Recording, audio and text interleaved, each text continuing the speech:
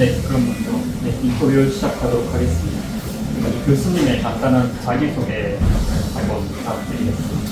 네, 저는 현재 영남대학교 미디어 커뮤니케이션 학과에 소속되어 있고요. 그 다음에 미디어 커뮤니케이션 학과 이외에도 디지털 융합 비즈니스 대학원, 그 다음에 동아시아 문화학과 대학원, 두 개의 교육과정 대학원에 소속해서 있어요. 그러니까 미디어 커뮤니케이션 학과는 예전으로 따지자면 신문방송학과 쪽이고, 디지털 융합 비즈니스는 학제단으로 이제 디지털하고 비즈니스 쪽으로 해서 하는 그런 대학원 다녔고요.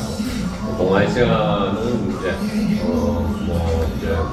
내가 이제 미디어라든가 커뮤니케이션이 문화적인 양식하고 연결되니까 동아시아 문화학과도 소속되고, 그 학교에서 사이버 감성 연구소라고 하는 것을 맡다니고 있고요. 사이버 감성 연구소는 이제 온라인 공간상에서 나오는 인간의 여러 가지 행동이라든가 태도, 그와 연관되는 정서들을 연구하는 그런 영남대학교에는 이제 2003년도부터 있었고, 지금 20년을 다니고 있어요. 영남대학교에서 지난 20년 동안에 여러 가지 일이 많이 있었고, 사실은 기술적으로도 많이 이제 변화가 있었고, 그 다음에 이제 한국 사회에서 지방이 가지고 있는 위상도 많이 있었고, 그래서 20년의 시간에 영남대학교 모델에서 내가 직접 겪었고, 학자로서 분석해서 내용들을 최근에 또 책으로 일을 하게 되고, 그렇기 때문에. 네, 감사합니다. 네. 편하게 하세요. 네. 본인이 더 긴장하고 있는 것 같은데. 이런 일이 좀 다른 스타일이에요? 두 번째 질문입니다. 서적을 읽어보지 않은 일반 사람들을 대상으로 트리플 헬릭스가 뭔지 쉽게 설명해 주실 수 있으신가요? 영어 트리플이라고 하는 거는 세 개라는 뜻이잖아요. 광고 같은 데 보면 아파트가 트리플 역세권을 가지고 있다. 트리플 찬스다 이런 얘기 많이 하잖아요. 트리플이라고 하는 것은 세 개라는 뜻이죠. 세 개. 그래서 이제 이 헬릭스라고 하는 것은 이제 축이라는 뜻이거든요. 그러니까 DNA가 그러니까 더블 헬릭스라고 되어 있는데, 그거는 DNA가 이제 두 개의 어떤 축으로서 이렇게 되어 있다 이런 뜻이에요. 그래서 사실은 두 개의 영어가 합성되어 있어서 좀 어려운 것 같은데, 트리플은 세 개, 3이라는 뜻이고, 헬릭스는 축이라고 하는 뜻이 좀 있고. 근데 이제 이 트리플이 이제 왜 중요하냐면, 우리가 이제 인간들의 어떤 상호작용들에서도, 그 상호작용을 보통 이제 A하고 B 두 사람간 혹은 두 개의 개체 간의 상호작용들을 관심을 가지는데, 이 두 개 사이의 상호작용으로 항상 제 3자에 의해 가지고 영향을 미치거든요. 당장 집에 아버지하고 어머니하고 그 다음에 자녀가 있잖아요. 그러면 이제 어머니하고 자녀와의 관계는 아버지가 어떻게 하느냐에 따라서 영향을 미칩니다. 아버지하고 딸와의 관계는 또 어머니가 어떻게 하느냐에 영향을 미치죠. 그래서 이 사회 현상을 분석하는 데 있어서 우리가 두 개 사이의 상호작용이라든가 두 개 사이의 관계를 보는 것은 분명히 한계가 있다. 왜냐하면 이제 3에 어떤 영향을 미치기 때문에. 그래서 이제 그것을 이제 분석의 단위를 트리플로 가야 된다라고 이제 주장하는 것이 이 트리플 헬릭스의 입장인 거죠. 그렇다면 이제 이 대학과 관계에서도 마찬가지로 대학과 정부와의 관계를 얘기하는데, 대학과 정부와의 관계에도 영향을 미치는 거 보면 취업이라든가 이런 것들을 보면 다 기업이라든가 산업하고 영향을 미치잖아요. 그래서 대학과 관계된 여러 가지의 정책이라든가 이런 게 있고, 우리가 프로그램도 있고, 결국은 이제 세 가지의 요소를 우선 봐야 됩니다. 대학을 둘러싼 정부, 그 다음에 이제 산업. 그래서 이제 트리플 헬릭스라고 하는 것이 대학과 관계에서는 그러니까 대학, 그 다음에 기업, 산업, 그 다음에 정부, ABG, 어카데미, 비즈니스, 다음 그렇게 해서 이제 트리플 헬릭스라는 모델이 나타나게 됩니다. 네, 교수님의 그 설명 이제 풀어서 설명하시는 거를 다시 듣고 또 잘 이해가 더 되는 것 같습니다. 그럼 이제 세 번째 질문입니다. 글로컬 대학이라고도 하는 그 모드 3 대학이 있는데 이거는 대학 내부의 기능과 역할의 변화를 강조한다라고 이렇게 그 교수님의 저서에 적혀 있는 거를 봤습니다. 그리고 시민 문화 환경과 상호작용할 수 있어야 한다고도 책에서 말씀하셨습니다. 그런데 현재 글로컬 대학으로 선정된 대학교 중 일부 대학교들 보면은 통합의 형태로 두 대학교가 하나의 대학교로 된 경우가 있습니다. 이 통합은 사실상 특수 통합 형태인 경우가 좀 많은 것 같은데 그렇다면 대학 내부의 변화는 한 대학이 한 대학과 좀 동화되는 그런 현상으로 변화되어서 창의성은 떨어질 것 같고 그 지역민과 그 문화와 환경과 상호작용했던 그 대학은 또 통합 후에는 전혀 다른 형태로 상호작용하게 되어서 마찰이 발생할 수 있다고 저는 그렇게 생각했습니다. 이에 대해서 교수님은 또 생각이 어떠신지 보고 싶습니다. 일단 이제 여러 질문들이 그게 이제 섞여 있는데 모두 1, 2, 3에 대해서 먼저 이야기를 해줘야 될 것 같아요. 그러니까 모두 1, 2, 3, 그러니까 모두 1, 모드 2, 모드 3라는 개념이 이제 이 트리플 헬릭스 학교에서 나와 있는 것인데, 그러니까 모드라고 하는 거 여러분 잘 알다시피 그런 방식이잖아요, 그렇죠? 그래서 1, 2, 3이라고 하는 것은 일종의 그러니까 숫자적 라벨링에 불과한 거예요. 근데 이제 그것을 숫자적 라벨링을 통해서 이렇게 발전되고 변화되는 과정을 보여주는 것인데. 이제 모드 1이라고 하는 것은 쉽게 말해서 대학이 그러니까 독서실에서 자기 혼자만 그러니까 아카데믹한 상아탑을 추구하는 걸 얘기하는 거예요. 혼자서 열심히 공부하는 거지. 그러니까 그냥 공부만 열심히 하면 우리가 이제 또 나 혼자 또 열심히 공부하면 뭔가 큰 진리의 탑을 이제 이룩할 수 있다. 이런 모델이 거의 상업학적인 대학. 그래서 그러니까 내가 이렇게 폐쇄된 독서실에 혼자 앉아있는 거죠. 모두 2는 그러면 독서실에서 네 혼자 앉아있으니까 네가 정말 진도도 많이 나가고 지식의 습득도 많이 할 수도 있고 그럴 수도 있겠지만 외부와의 어떤 그 환경과의 어떤 상호작용이 없으니까 세상에서 뭐 일어나는지 모르지 않느냐. 그래서 어떻게 그러면 독서실이 아니라 최소한 도서관이라도 가봐라. 도서관에 가면 거기에 다른 외부의 잡지들도 있고 책도 있고 또 사람들이 어떤 공부를 하는지도 알 수 있죠. 그러니까 외부와의 최소한의 어떤 네트워킹을 해라. 그게 이제 모드 2인 거죠. 모드 2. 그러나 이제 도서관인 모드 2의 모드에서 또한 바운더리가 있는 거잖아요. 바운더리. 말씀하셔서 이제 도서관이라고 하는 또한 그런 학술적인 경계 안에서 또한 움직이는 거죠.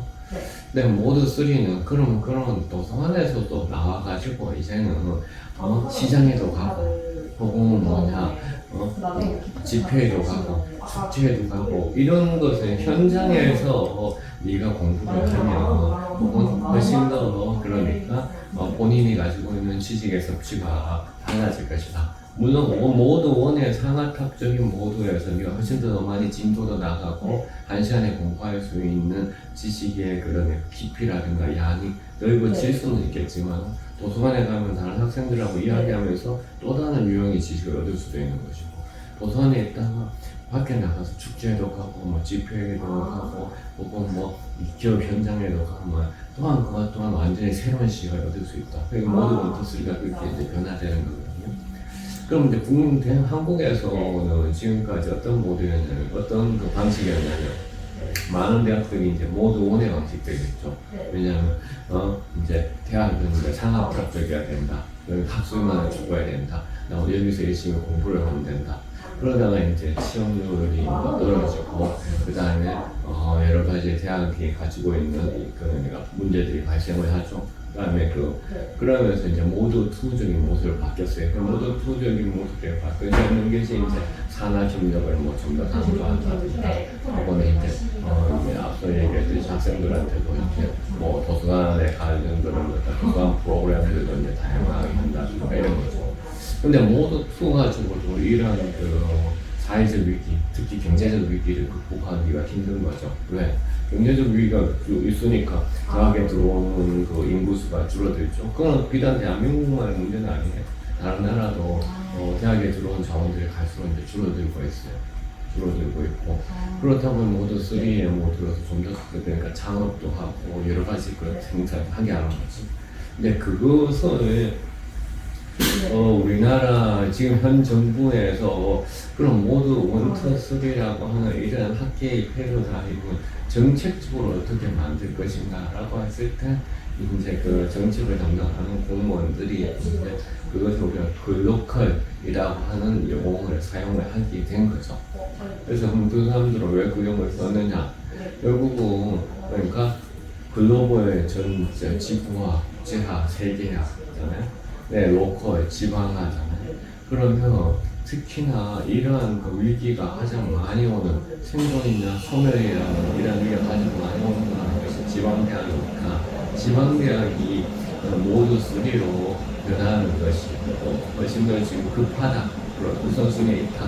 그런데 그래서 지방대학이니까 로컬이라는 단어를 쓰고 모두 3에서 아까 집회라든가 그다음에 이제 컨벤션, 축제라든가 산업 현장도 넘어서 그것도 편한 현장도 국내를 넘어서 국제적으로 나가야 된다. 그런 측면에서 글로벌이라는 단어를 소위 브랜딩을 하면서 브랜딩 여기다가 이런 꼬리를 붙여놓는 거죠. 그런데 이제 그런 차원에서 그러한 정책을 이제 추진하게 된 배경인데 이러한 정책의 그 뚜껑을 이제 열어보니까 우리 이제 질문과 전달처럼 그러니까 그러면 그 정책의 추진하기 위한 정책 자금이 있잖아요. 국가의 예산에 배분을 해야 되잖아요. 그럼 국가의 예산에 배분을 하는 데 있어서 어떻게 예산, n분의 1로 나누어서 줄 것인가 아니면 인구에 선발해서 줄 것이냐의 문제가 생겨나는 거잖아요. 그러면 그러한 그 파이를 획득하기 위해서 신청하는 대학에서는 그러니까 여러 가지 이제 전략적인 그러니까 계획들을 세우는 거죠. 그런 전략적인 계획들이 예컨대 연합의 형태라든가 통합의 형태라든가 구조조정의 형태라든가 이런 것이 나타나는 거죠. 그러면 연합이라든가 통합이라든가 이런 구조조정의 형태로 나타나면 당연히 어떻게 되냐면 외부의 구성원들 사이에서는 그러한 전략적인 계획에 대해서 반대하는 목소리가 당연히 좀 있을 수 있죠. 그런 반대하는 목소리의 측면에서는 거기에 대한 부작용을 이야기를 하는 것이고 그 부작용이 우리 질문에 따라합니다. 같은 그러한 이제 내용들이 있는 거죠. 통합인지 봤더니만 1대1의 통합이 아니라 흡수 통합이더라. 그다음에 근데 구조조정을 보니까 소위 말해서 비인기한 학과들의 전문을 없애는 것이다. 이런 형태들에 대한 좀 부작용이라든가 거기에 대한 반발의 목소리들이 나타나고 있는 것은 사실인 거죠. 그러면 그러한 그거에 대한 부작용들이 이 글로컬 혹은 모두 3만의 문제일까? 모두 3 글로컬 대학이라는 이러한 정책 때문에 반드시 생겼을까? 그렇진 않죠.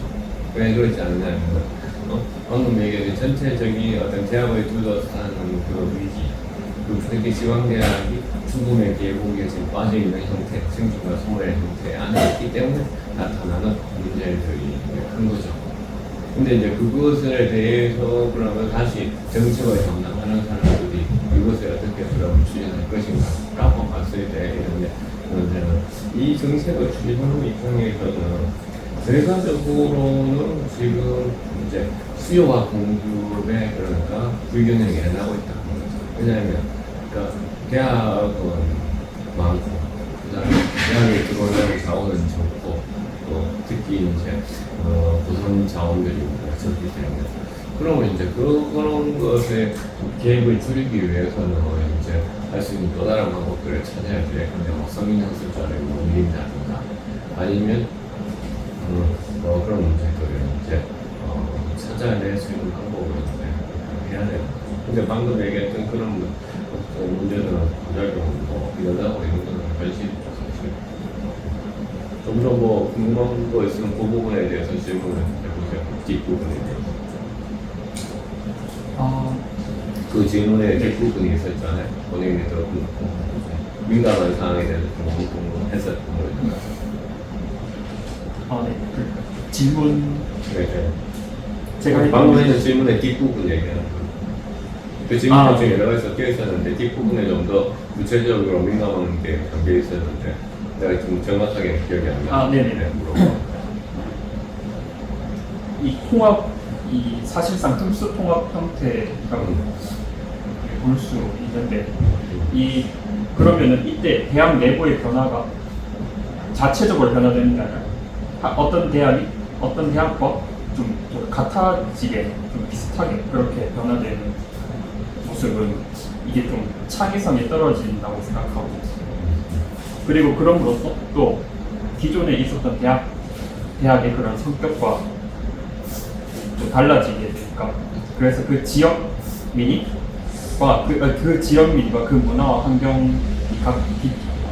환경에 있었던 그런 상태에서 이제는 좀 달라지는 그런 현상 때문에 그렇게 상호작용 서로 이렇게 지역과 대학 그리고 그 대학과 그리고 또 지역이 갖고 있는 그런 문화와 환경 이런 것들이 서로 작용했던 대학교는 이제는 통합 후에는 전혀 다른 형태로 이제 상호작용하게 되니까. 그러니까 지금 마찬가지로 지역의 경북대학교로 이제 사례를 들면 경북대학교하고 성주대학이 통합을 했잖아요. 네. 그렇다면 이 통합의 이 고리에서 우리는 그러니까 뭘 원하는 거냐면 과거잖아. 일어났잖아요. 경북대 성주대학 통합이 벌써 시간이 흘렀잖아. 네. 그러면 이런 것을 통해서 경북대에 있는 사람들이 기존의 경북대만의 캠퍼스가 아니라 상주대 캠퍼스에서 교수들은 강의도 하고 또 학생들은 여기에서도 수업을 듣고 상주대 캠퍼스에 있는 사람들은 경북대에 와가지고 또 수업을 듣고 또 강의도 하고 그래서 서로 간에 그러니까 헬릭스 다시 말해 이 꼭지들이 생겨가지고 그다음에 교류를 하기를 원해서 사실은 이 통합이라는 걸 하고 있는 거잖아요. 근데 문제는 그러니까 이러한 교류가 그러니까 통합이라지만 실제로는 거의 그러니까 행정적으로 이렇게 몰려 있는 정도밖에 안 되는 거잖아요, 사실. 그러니까 그것은 누구의 잘못이라고 딱 찍어서 얘기하기는 힘든 거죠. 그냥 구성원들도 그러니까 경북대 기존 캠퍼스에서 상주 캠퍼스에 가가지고 강의도 하지 않으려고 하고 학생들도 가지 않으려고 하고 상주 캠퍼스에 있는 사람들도 그러니까 그런 거고 그다음에 제도적으로도 그러한 교류를 할 수 있는 뭐 셔틀버스를 뭐 계속 운행을 한다든가 그래서 뭐 여러 가지 방식들을 찾아야 되는데 이제 이 상태로만 그냥 만드는 거에 대만 초점을 맞췄던 거기 때문에 그런 현상들이 일어나는 것이죠, 사실은. 그리고 이제 자격 측면에서는 똑같은 거예요, 그러니까. 오히려 그 경북대하고 상주대하고 여기 합쳐지면서 경북대가 가지고 있는 마켓 프라이스, 소위 마켓의 밸류, 시장의 가치가 떨어졌다라고 생각을 하는 거지. 왜? 희소성이 떨어졌기 때문에. 그러니까 그런 데 대한 나의 그런 기득권에 포기를 하기 싫은 것이죠. 하지만 그걸 합쳐가지고 이렇게 트리플 헬릭스 그 모델에서 보듯이 위에서 시너지를 만들기 위한 노력들은 거의 하지 않는 거죠. 그러니까 그 이 부작용이라고 하는 것은 나는 제도의 부작용도 있지만 제도의 부작용은 일단은 지금 제도가 문화 속에서 어떻게 만들어져야 되는데 그 문화적인 것들에서 우리가 소위 배치를 하지 못하는 거예요. 그러니까 영국합을 만들어내지 이번 수업만도 마찬가지죠. 뭐 금호군대하고 경북대하고 통합하는 거에 대해서 경북대 학생들이 반대를 했잖아요. 왜 반대를 했겠어요? 똑같은 상주대 캠퍼스라고 해서 우리가 우리의 기소성을 잃었는데 왜 우리가 또 한 번 더 잃어야 되느냐라는 거죠. 그럼 만약에 그럼 경북대하고 서울대하고 통합하면 경북대 학생들이 반대할까요? 반대하지 않을 거란 말이에요. 교수들도 반대하지 않을 거란 말이에요. 그러니까 거기에 대해서 이걸 시너지를 통해 가지고 뭔가 할 것에 대한 것을 생각하지 않는다라는 거죠. 그러니까 이게 그래서 정책의 어떤 문제는 그러니까 지금 이 정부에서 추진하는 정책 혹은 그 전 정부에서 추진하는 우리나라에서 많은 정책들과 제도들은 좋은 취지로 항상 시작을 했는데 그것이 우리가 제대로 수용하지 못하는 것도 상당히 크죠 사실. 그렇죠. 그 창의성은 당연히 일어날 수밖에 없죠. 근데 좀 이러고 있으니까 창의성 안 일어나는 거지. 이게 꽉 묶어줘야 되는 거지 고리를. 맞잖아. 네, 맞습니다. 나는 그렇게 생각해. 그게 이제 트리플 헬릭스가 역동성을 강조하는 모델이라는 거라고 생각을 하고 있는 거고. 그리고 이걸 통해서 자기가 수용할 수 있는 것보다 이 꼭지를 해서 더 커졌잖아요. 그러면 이 파일을 또 줄여야 되거든요. 이 줄이는 노력을 또 하지 않는 거죠. 그러니까 내가 몸무게 체중이 늘어나면 내 무릎이 견딜 수가 없는 거지. 그렇죠? 그냥 무릎이 계속 간절히 움직여줘야 되잖아. 그럼 체중을 줄여야 되거든. 모든 거에서 내 체중을 빼야 되는 거지. 그것 또한 그런 노력을 해야 되는 건데 그런 노력을 자체적으로 하지 않죠. 네. 고양이 몸에 바구니 살살을 먹는 거죠. 네. 그런 상황이라고 난 생각해요. 네. 결국 결과적으로는 네. 감사합니다. 대학 통합이 지금까지 우리 사회에서 갖고 있는 그런 부전 요인들이 옛날부터 지금까지 그렇게 잘 저도 생각하기에는 좀 잘 해결되지 않는 문제가 많다고 생각해요. 교수님이 이렇게 말씀하신 것처럼 또 하루빨리 이런 부분들이 해결되기를 바라고 있습니다. 네, 그럼 이제 5번째 질문입니다. 최근 뉴스를 보셨을 텐데 R&D 예산 삭감이라는 사건 그런 정책으로 인해서 전국 대학원생들이 경제적인 어려움을 예상하는 그런 문제점으로 반발이 심합니다. 지식 기반 혁신 경제 주체로 대학이 도약하는 그거 역시 모더3 대학, 즉 글로컬 대학이 추구하는 방향성의 일부이다라고 책에 나와 있는데도 불구하고 말입니다. 최근 그렇게 정부가 글로컬 대학 30과 지방 시대를 강조하면서도 왜 이 부분은 퇴행하고 있는 것인지 그렇게 생각이 듭니다. 일단은 전체적으로 그러니까 이 지금 정부는 그 기존의 정부보다는 작은 정부를 추구하는 그런 정치 집단이 그렇기 때문에 작은 정부를 추구한다는 얘기는 국가의 예산을 그러니까 줄이는 것이 이 정부가 기존 정부하고 다른 정치 집단이기 때문에 그런 가운데서 파일을 줄이다 보니까 R&D 예산도 이제 일정 부분 줄어들 수밖에 없었다라는 것이 있고요. 그다음에 두 번째 그 R&D 예산의 인문사회 계열하고 그다음에 이공계열을 이제 구분해서 우리가 봐야 되는 것인데 인문사회 계열은 그러니까 기존의 여기 이 책에도 나와 있지만은 이공계보다는 턱없이 부족한 시점인데 그래서 이제 인문사회 계열은 이제 소외되지 않았죠. 그냥 원래 너무 적으니까. 근데 이공계 부분의 R&D가 이제 줄어들었는데 이공계 부분이 이제 줄어든 것은 지금이 얘기했던 것처럼 책에서도 얘기했지만 다른 나라에 비교했을 때 우리가 대학이 가지고 있는 R&D 비중이 상당히 낮아요. 네. 그러니까 우리가 대학이 가지고 있는 R&D 비중이 낮거든. 그런데 대학이 가지고 있는 이 R&D 비중이 낮음에도 불구하고 그건 왜 그러니까 줄였느냐라고 하는 거죠. 그건 앞서 얘기했던 그런 맥락이 있었던 거고 전체적인 예산이 줄어들어. 근데 또 우리나라에 가지고 있는 대학의 R&D들이 그것이 소수의 그러니까 대학들이 집중되어 있었던 문제들도 있었어요. 근데 카이스트라든가 이런 연구 중심, 과학 기술 중심 대학들에 많이 편중되어 있고, 그다음 인문사회보다는 이공계열에 편중되어 있었던 문제들이 있었고, 그러니까 그것이 이제 물론 이번 예산의 축소를 중단화시키는 것은 절대 아니지. 네, 일단은 내가 전체적인 그 흐름을 이제 얘기해 주는 거예요. 그러면 그리고 그러니까 지금 R&D 예산 부분, 특히 이번 R&D 예산 부분에서 정부가 얘기했던 그 리서치 카르텔이라고 하는 부분들이 분명히 그러니까 있었어요. 어떤 형태로 있었냐면은 아까 모두 3대학이라는 것을 얘기하면서 모두 2대학, 모두 산학협력을 얘기하면서 그런 협력들이 그러니까 형식적으로 이렇게 되고 실질적으로 이렇게 되지 않으면서 연구비들을 좀 부정드릴 게 많았어요. 그러니까 실질적으로 이렇게 돼야 되는데 그 연구비들을 가지고 이렇게 하라고 했는데 그게 아니라 그러니까 그냥 이렇게만 보고는 형태도 있었어요. 그래서 어떤 형태든지 기억이 좀 필요했던 시절이구나. 그러나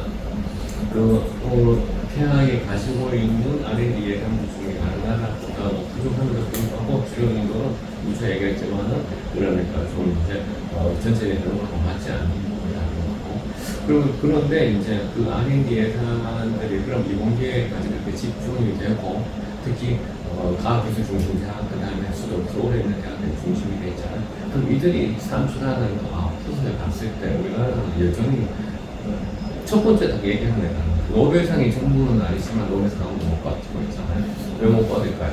그러니까 그 돈들이 실질적인 창조와 창의를 위해서 그 연구가 사용되고 있지 않다는 것을 만증한다는 것이 만증하고 있다는 것이 그러니까 그런 측면으로 이제 우리가 그런 문제점들을 생각을 해야 되는 거죠.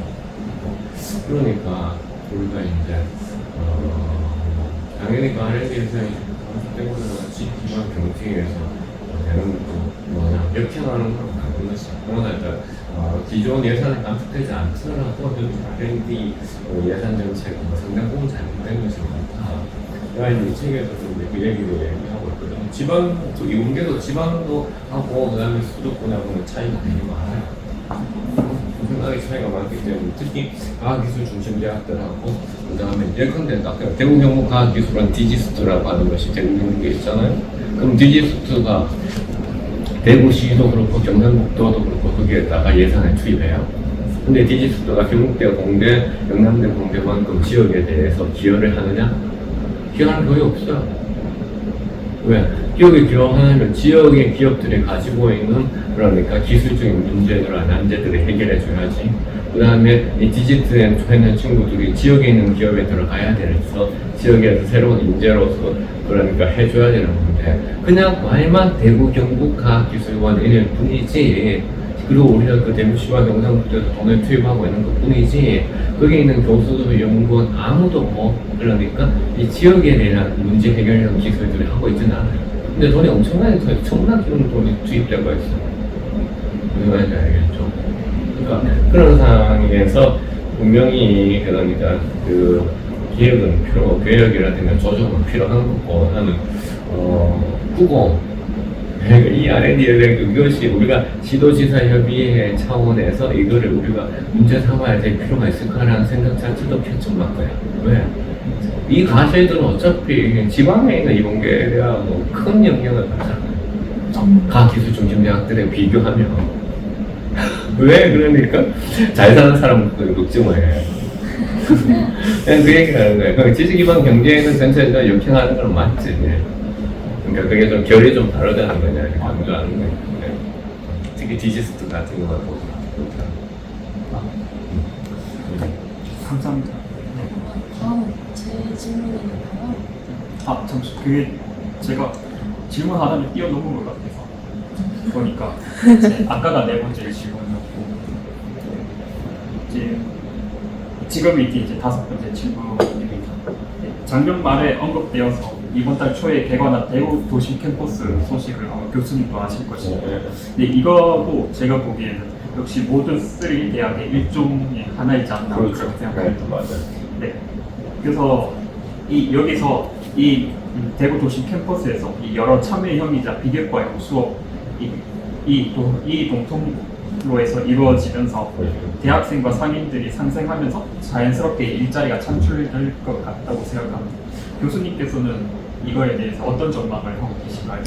일단 그 모두 3적인 모습을 가지고는 있는 건 맞죠.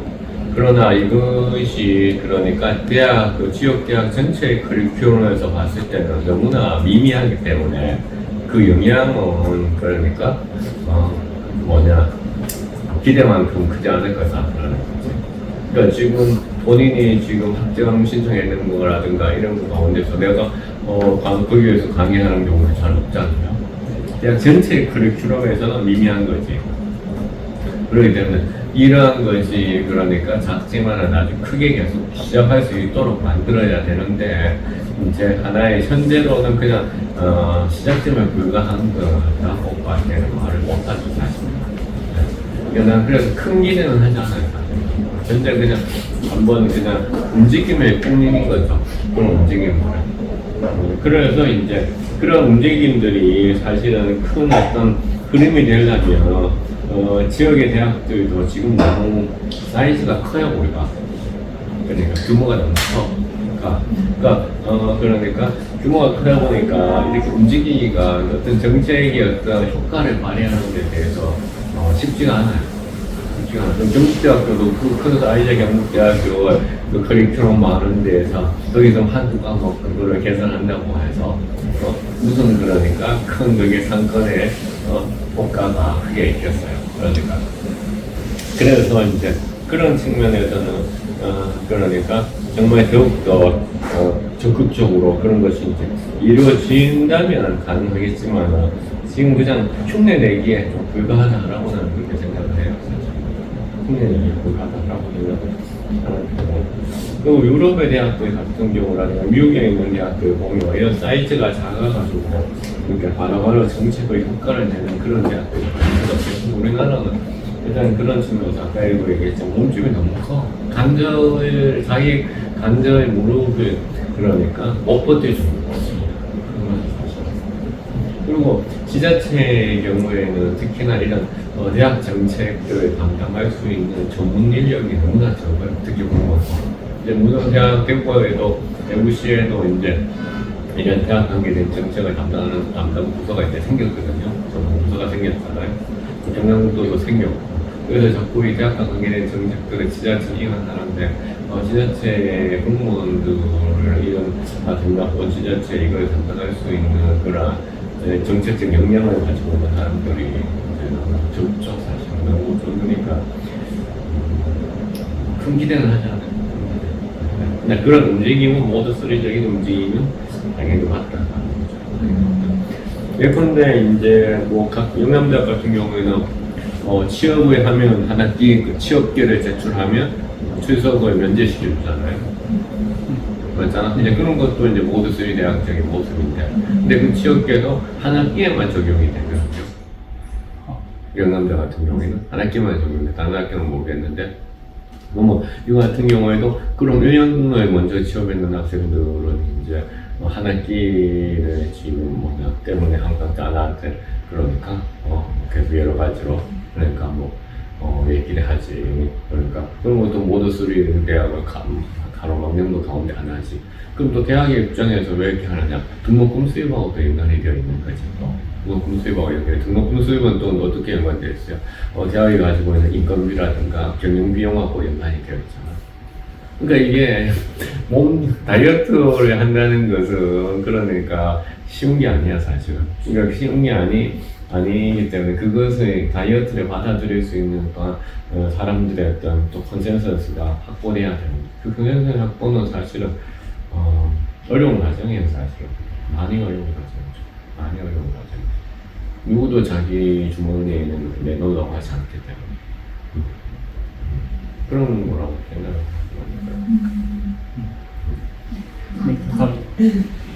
그러면 이제 제가 여쭤볼 것은 지방 내 활동들을 교수 네. 채용 시에 시행을 해야 한다고 말씀하셨어요.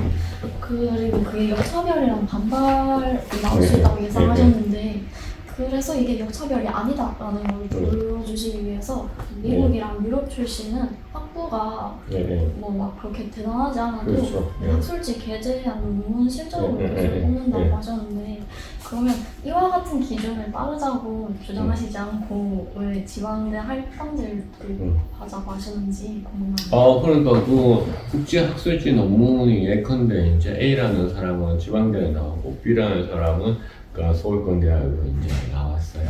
근데 A라는 사람이 그 논문이 그러니까 많아. 한 편이라도 더 많아. 수도권, 서울권 대학보다.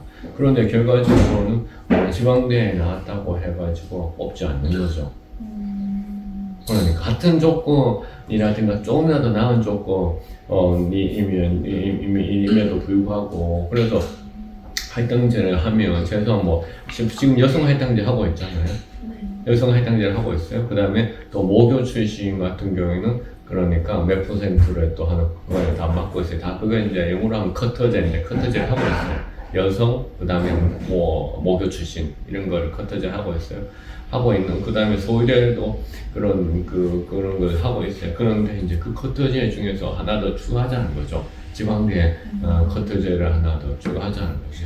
그 쉽게 말해가지고 본인이 이제 서울에 있는 대학에 했는데 다른 사람보다 최종에서 다 모든 거에서 논문이라든가 이런 것이 조금이라도 나은데 그 사람들은 이 조금의 차이는 그러니까 지방대와 서울에 있는 대학 학부의 차이를 상쇄하기에는 그러니까 모자란다라고 생각해서 뽑지 않는 거지.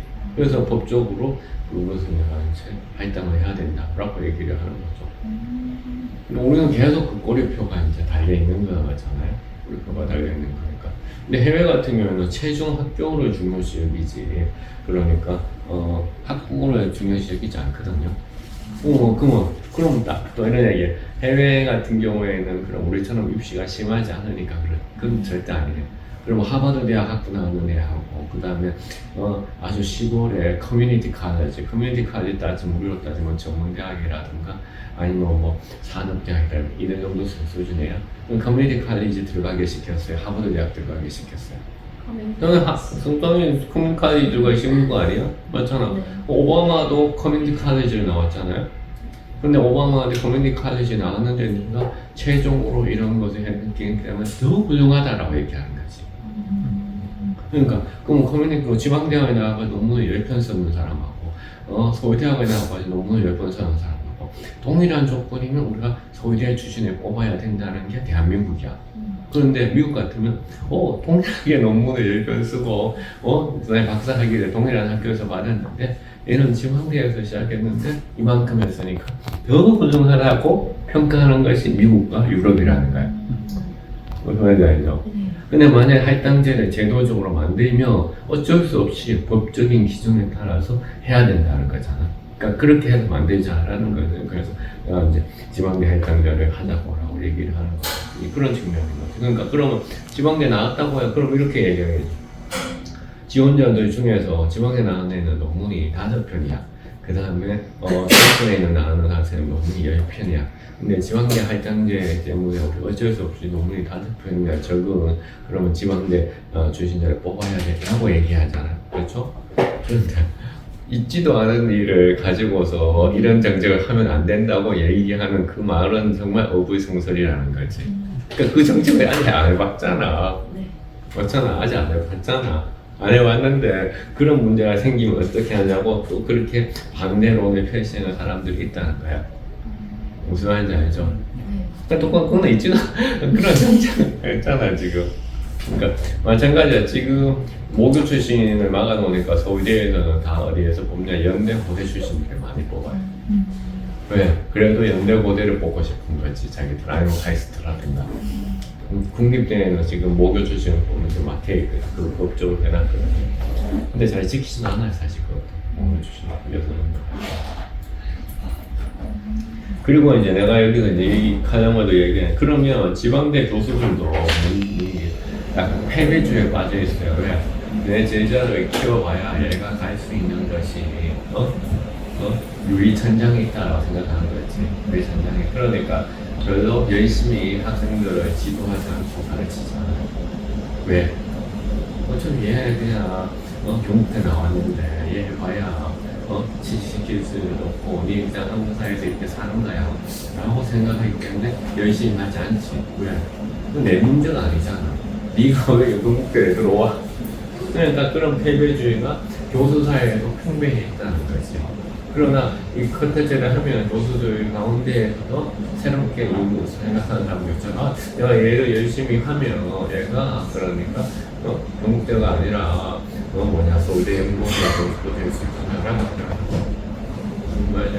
실질적으로 지금 내 제자 가운데에서는 지금 영남대보다 더 좋은 학교에 구경대라고 있어요. 구경대 알아요? 구경대 교수를 하고 있어요. 그래서 내가 걔는 나보다 더 좋은 학교에 취직한 거지. 그래서 저희 더 좋다는 얘기는 학교의 랭킹에 맞서 일단 국립대 구경대에 교수 취직했고 또 중국 학생 한 명은 중경대라고 충칭대 중경이라고. 그게 이제 중국에서 그 경북대처럼 그 충칭성의 넘버원 대학이에요. 세계 랭킹이 훨씬 높아. 왜냐면 중국에서 30등이거든.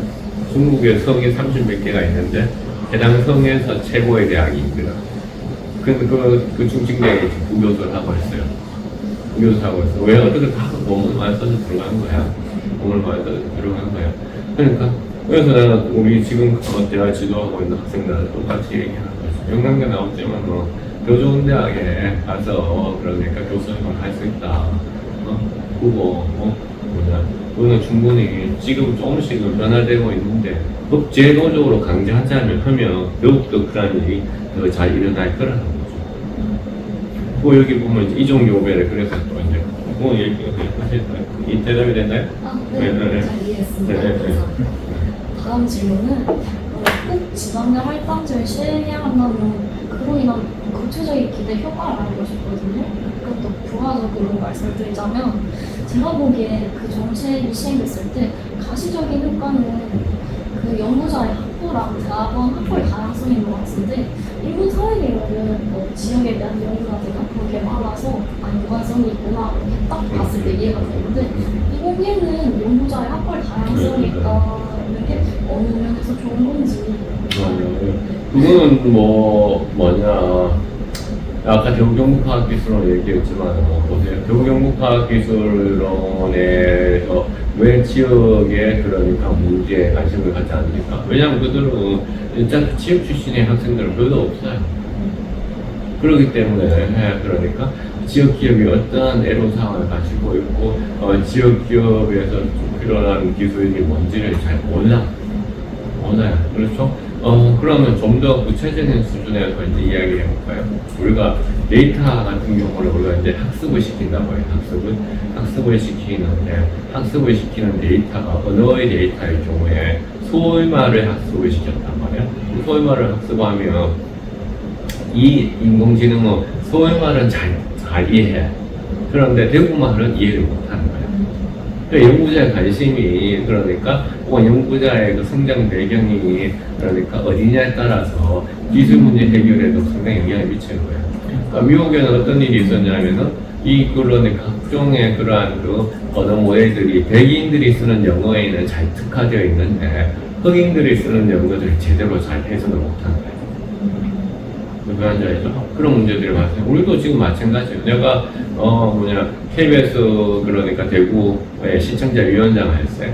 시청자위원장을 하면서 우리가 이제 그 코로나 기간이어가지고 온라인으로 회의를 했어. 근데 KBS 이제 자체 시스템을 사용했어요. KBS 자체 시스템에 이렇게 지금 얘기하면 자동으로 스크립트가 나와. 스크립트가 나오는데 나는 좀 사투리를 많이 쓰잖아. 그러니까 내가 말하는 사투리는 얘가 제대로 그런 자동 스크립트를 생성을 잘 못해. 그러나 서울말을 쓰는 사람은 이 자동 스크립트를 잘 생성을 해요. 왜? 금방 얘기했듯이 그런 학습시키는 데이터가 그러니까 서울 언어에 특화되어 있는 거죠. 그러니까 기술의 문제들도 당연히 그러니까 이런 그 지역적인 걸 상당히 많이 들어가 있는 거죠. 그 다음에 마찬가지예요. 그러니까 여기 지금 내가 노벨상과 차차차라고 얘기해놨는데 이것은 모르겠는데 노벨상을 필요하기 위해서는 차차차가 전략이 필요하다라는 얘기를 했었어요. 맞는지 모르겠어요. 차차차 정책과 노벨상 337페이지 337까지 보면 이게 노벨상 전형적인 이공계열이잖아요, 그렇죠? 그래서 차차차에 그러니까 차가 차지, 그 다음에 챌린지, 네? 그거든요. 그러면 이게 이제 뭐냐? 여기 이제 차지, 챌린지, 찬스 얘기했어요. 338페이지에 보면. 그럼 누구나 알고 있는 보편적인 현상이지만은 보통 사람들이 공부가 다르게 인식하여 생각해야 돼요. 자, 그게 이제 뉴턴이야. 나무에서 떨어지는 사과를 보면서 그러니까 그냥 누구나 지나갈 수 있지만은 다르게 생각할 수 있는 거잖아요. 마찬가지로 서울에서 살았던 학생들이라든가 예를 들어 서울의 사고방식에 따라서 문제를 바라보지만은 지역에서 사는 생각은 또 지역 내에서 그 새로운 시각이 있는 거죠. 그다음 여기도 마찬가지잖아요. 그 차차차, 차는 챌린지라도 마찬가지. 새로 그런 것을 할 때 일상적 패턴에서 보라는 현상을 인지하는 대기는 감각, 찬스, 세렌디비티 이거 뭐 여기 그럼 이공계에서도 당연히 그런 새로운 문제들을 우리가 찾는 데 있어서 이것이 중요하게 이제 작동을 하죠. 그다음에 마찬가지죠. 강물이라든가 물질 같은 경우에도 어떤 지역에서 근데 석탄 탄광이 없어졌지만은 탄광 지역에 출신 학생들은 사실 그 문제에 대해서 기술을 할 수 있겠지. 포항 출신들은 어떻게 바다에 관계에 대해서 그런 거죠. 그럼 해외 같은 경우는 해안 지역에 위치하는 대학은 해안 바다와 관계되는 것에 대해서 명문 대학들이 있단 말이에요. 근데 우리나라는 안 그래. 무조건 서울에서 모든 전공에서 저희들 탑이라고 얘기하고 있고 연구비도 다 그걸로 집중되는 거야. 그리고 다른 그런 시각들을 다 배제시키는 거죠. 그러니까 노벨상을 못 받는 거예요. 노벨상 왜 못 받겠어? 그러니까 걔네들이 뭐라고 얘기해도 노벨상 못 받는 이유는 그러니까 자기들만의 리그에서 동정교배를 계속 하기 때문에 그런 거예요. 이종 동정교배를 계속 하는 이상은 절대로 성공할 수 없어요. 왜냐하면 다른 시각을 제공하면 2단이 돼버리고요. 그거를 2단이 돼버리니까 그거란 그 시각을 연구 자체를 하지 않는 거예요. 무슨 말인지 알겠죠? 네, 이해가 잘 됐어요. 그러니까 그런 차원에서 보면 이종교배를 하지 않으면 대한민국은 우울할 수밖에 없어요. 우울할 수밖에 없어요. 사실. 계속 하세요, 지금. 네. 그럼 이 8번 질문 이게 이제 거의 이제 마무리되고 네, 있는 거죠? 맞습니다. 네, 아까 3번? 네, 3번 질문할 때 나와. 8번은 아까 답변을 네. 하신 것 같아서 맞죠? 네, 9번으로 바로 넘어가시면 될 것 같습니다. 네. 그럼 이제 마지막 질문입니다. 네, 데이터 시대 지방 활성화를 위한 글로컬 대학 30의 향후 방향성 여기에 더해서 지자체가 해야 할 것, 역할 혹은 제안하고 싶은 것 듣고 싶습니다. 일단 난 무엇보다도 이번 정책에 있어서 제발 이 n분의 1의 나눠먹기식이 안 되었으면 좋겠어요. 그러니까 시장의 그러니까 경쟁이 정말 경쟁다운 경쟁이 있고 했으면 좋겠는데 이제 그런 1차 선정해놓은 학교들을 보면 정부의 정책이 그런 의지가 있느냐라는 데 있어서 좀 의문이 가요.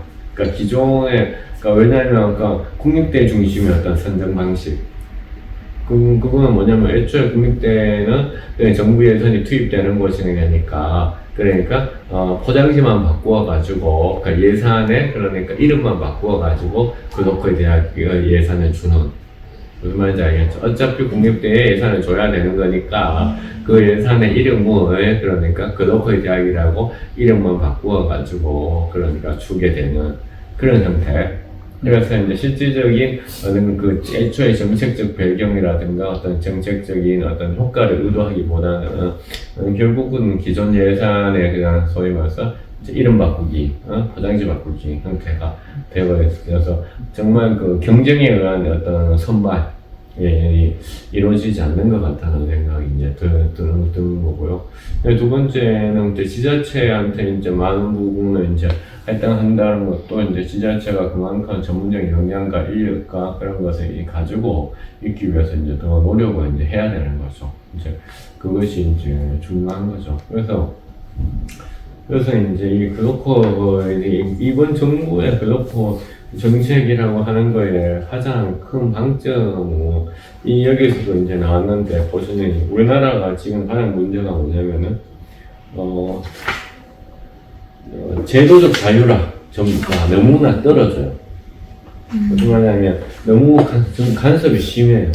그러니까 교육부라든가 정부의 간섭이 더 심해요. 그러니까 이번 정부가 내세우는 거하고 맞지는 않는 거죠. 내가 해놨잖아요. 그렇죠? 우리나라에 그러니까 여기에 보면 자유도 지수를 보면 그러니까 물론 민주화가 되면서 과거 검지 시대보다는 좀 더 학문의 자유도 있어졌고 그렇죠 해졌지만은 여전히 우리는 그러니까 교육부의 울타리 안에서 할 수 있는 것이 거의 없죠. 그래서 그 폴리스 라인, 가이드 라인이 아니라 폴리스 라인이다라고 이런 얘기도 하고 있잖아요. 그러니까 너무 정부의 어떤 간섭이 심하다는 거지. 그러니까 용돈 조금 주고 그냥 사람 뭐 하지 말라고 하는 게 너무 많은 거지 사실은. 그렇죠? 그런 맥락에서 우리가 이제 이 자유도를 높여야 되는데 제도적 자유도를 높여야 되는데 지금 그게 우리가 너무 이제 떨어지는 거죠. 제도적 자유가 떨어지니까 이걸 높이지 않고서는 결국은 성공하지 못할 것이다 라는 생각해요. 결국은 이게 지금 해놨잖아요 지금. 그러니까 자유도가 너무 떨어지기 때문에 국어 대학들도 물론 이제 정부한테 이제 의존 하는 것이 연구와 교육의 자유. 연구와 교육의 자유, 우리가 근시시대, 군사정권 시대에 비해 엄청 높아졌지, 사실은. 그렇죠? 학문과 문화적 표현의 자유도 높아졌어요. 그러나 대학의 제도적 자유성은 우리가 아직까지 그러니까 거의 실질적 변화가 그런 게 없었는 거죠. 제도적 자유라는 게 거의 이제 규제를 풀어주지 않는 거죠. 국립대가 뭐 이렇게 해야 되고 사립대가 뭐 이렇게 해야 되고 그렇게 되는 거죠. 그러니까 쉽게 말해가지고 모두 쓰리가 되어가지고 밖에 나와가지고 활동하고 싶은데 여전히 발목에 족쇄가 있는 거지.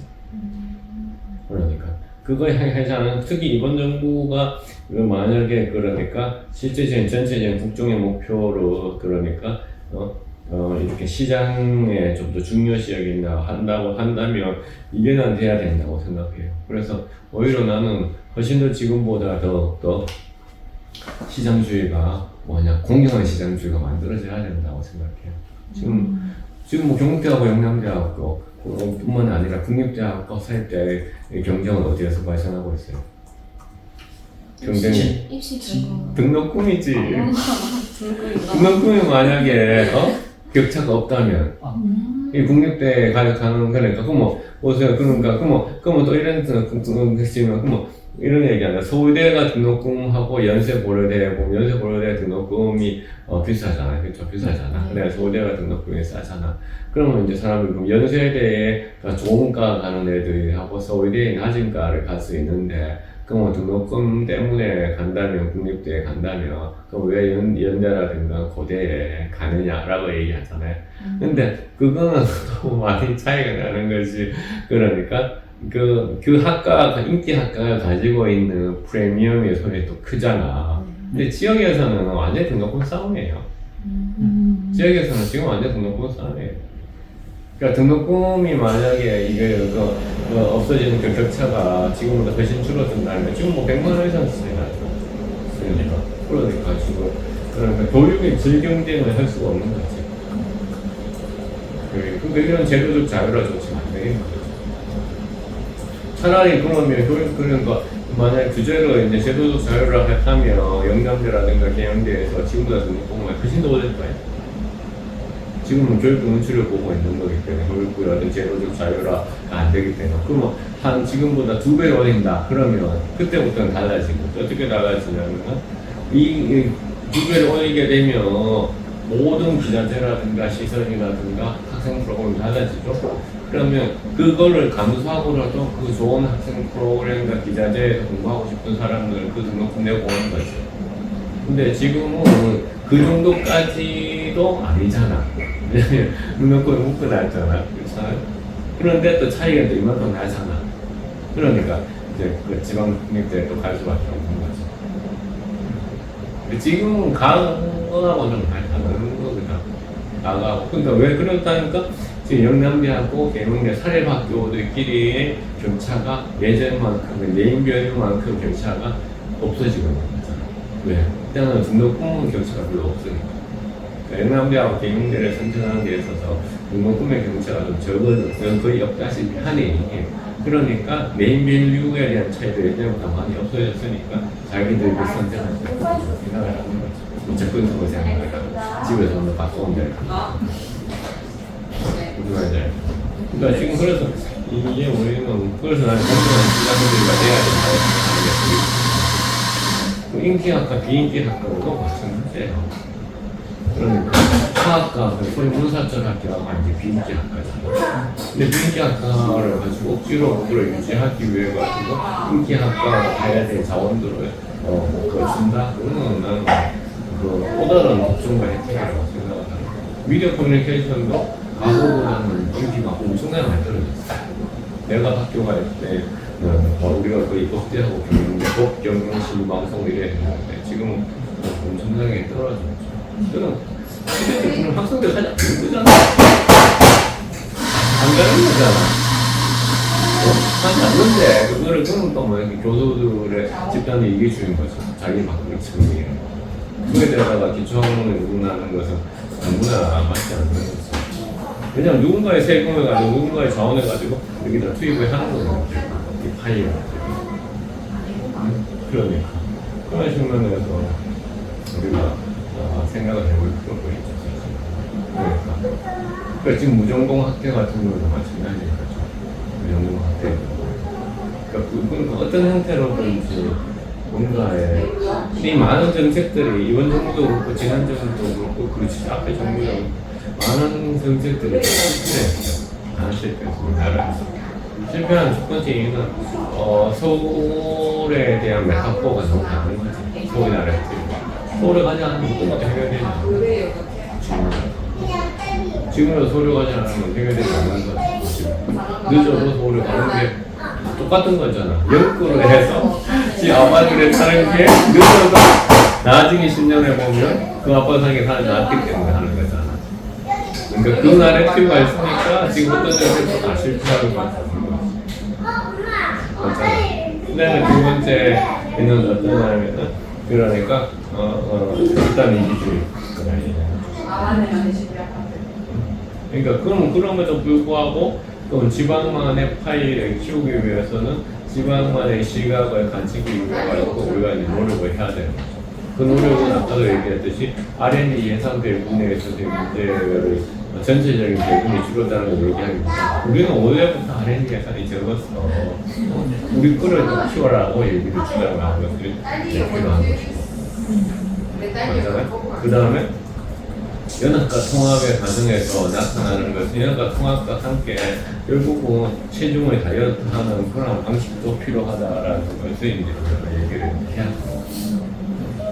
그러니까 그런 것을 얘기하고 사람들이 그것에서 문제를 해하고 스스로 그렇게 또 이제 그것에 자기의 투표라든가 그런 것들을 나타내야 합니다.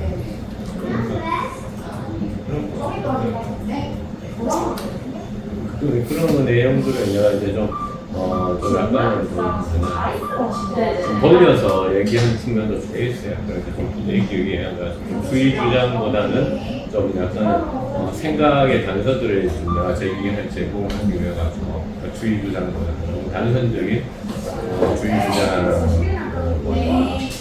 정치인들이 하는 것이고 거의 뭐 정치 하등 교수들이 하는 변화하고 싶다. 그래서 대전 지식의 입장에서 학계의 입장에서 이 정도 맞춰도 되지 않을까 싶어요. 네, 네 감사합니다. 감사합니다. 네, 지금까지 네. 지금까지